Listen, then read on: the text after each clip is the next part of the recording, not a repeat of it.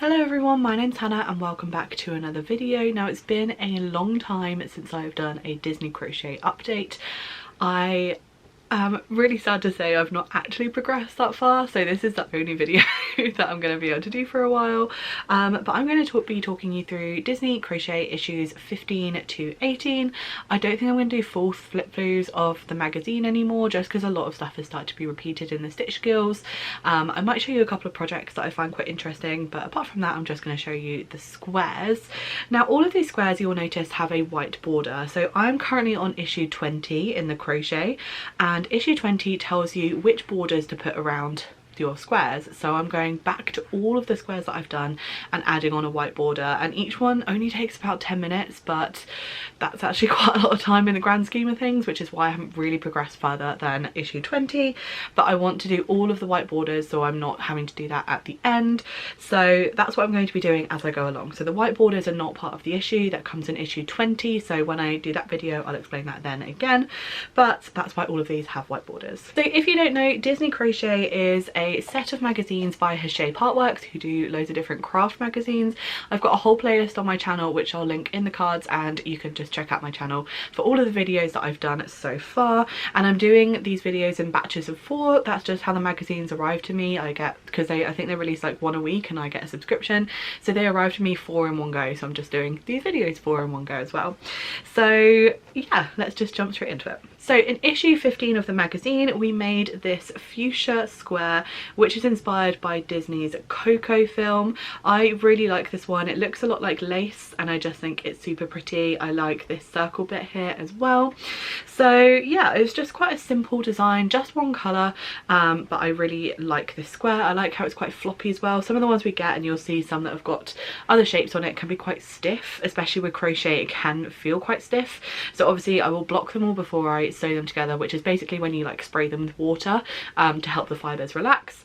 So yeah, I just think it's a really pretty magazine. Really pretty square, and this is the magazine that we got. So we had a couple of projects in here. We had some socks, which I think is really cool, because I've never crocheted or knitted actually a pair of socks, and I would like to. I've done slipper socks but never like proper socks. And then we got a grid pattern for these Mickey and Minnie pennants. Is that what they're called? Pennants, like hanging things, which I think I'd quite like to do for maybe my Disney pins.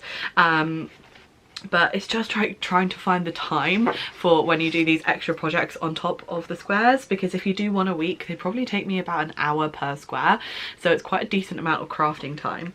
And then the last one in the magazine for the projects was these Snow White apples. I don't think I'll ever crochet them, maybe as like a gift for someone who really likes apples, but I just think they're a cool little project, but I don't think I'd ever actually do them myself. So that was issue 15 of Disney Crochet. Issue 16 introduced a couple of new stitches to me. It's not the neatest square in the world, I won't lie, but it was a little bit trickier for me. So this is issue 16. It is the tangled flower pattern square, and we have this flower, which, if it focuses, which is actually raised up, so it's really tactile, and I definitely use this technique again, particularly in I'm making blankets for dementia, so they get sent off to people who have got dementia, and maybe something like this might be like a nice something to add onto the blanket. I think the colour patterns are really pretty as well. It definitely fits in with the whole tangled theme. So that was issue 16. So this is issue 16, and we got 3 projects like we do in every issue. These issues are designed to be torn apart and separated into a folder, and mine has already fallen apart, so I'm just going to show it like this. So the first project that we got was a Moana necklace. I can't see myself ever making that, I'm not going to lie. The next one I definitely can see myself making, and it is this Minnie Mouse circle bag. So you make the bag and you buy a bag strap, although I don't see why you couldn't crochet a bag. It is pretty big, so I think it'd be really nice to take to like Disney or something like that to carry around in the parks.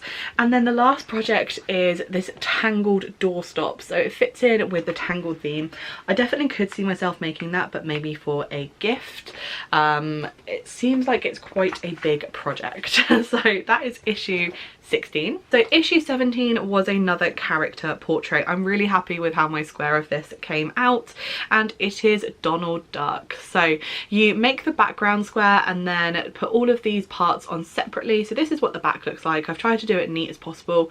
The only bit you can really feel is this bit here. So I'm really happy with how this square came out. I think it's really easily identifiable as Donald Duck.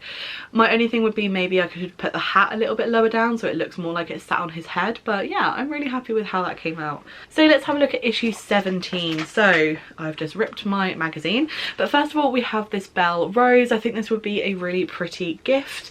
So they basically categorize their 3 projects into quick and simple, gift and home. So that's their quick and simple project, but I definitely think it could be a beautiful gift.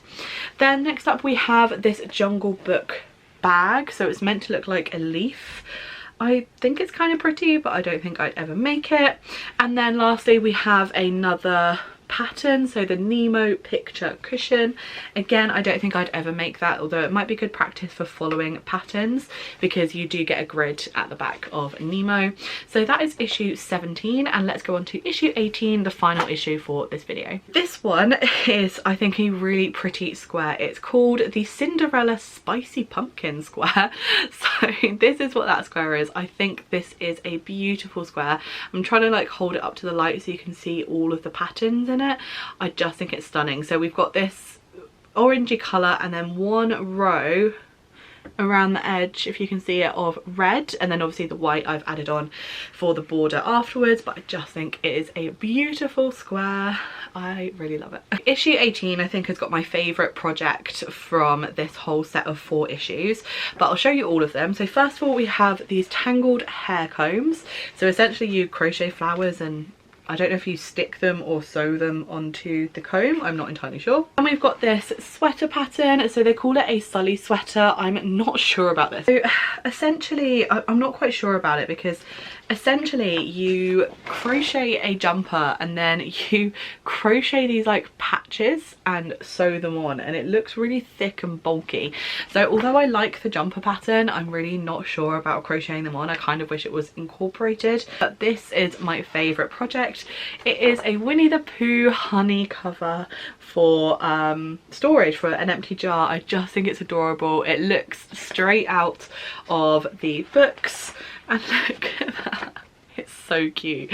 I really love that. I can definitely see myself making that pattern. So there you have it. There are the 4 squares for this video. Next time I'll be doing issues 19, 20, 21 and 22, although like I said I'm currently on issue 20, so it might be a few weeks before that one's out because issue 20 is involving doing all of the white borders, and I've probably only done about half of them so far because it takes a long time and is quite repetitive. So yeah, if you guys enjoyed this video, don't forget to give it a thumbs up and comment down below if you're doing the Disney crochet blanket. Let me know what issue are you on. I know I'm really far behind. I think I've got issue 78 or 80 which I haven't done, so I need to do a lot of crocheting.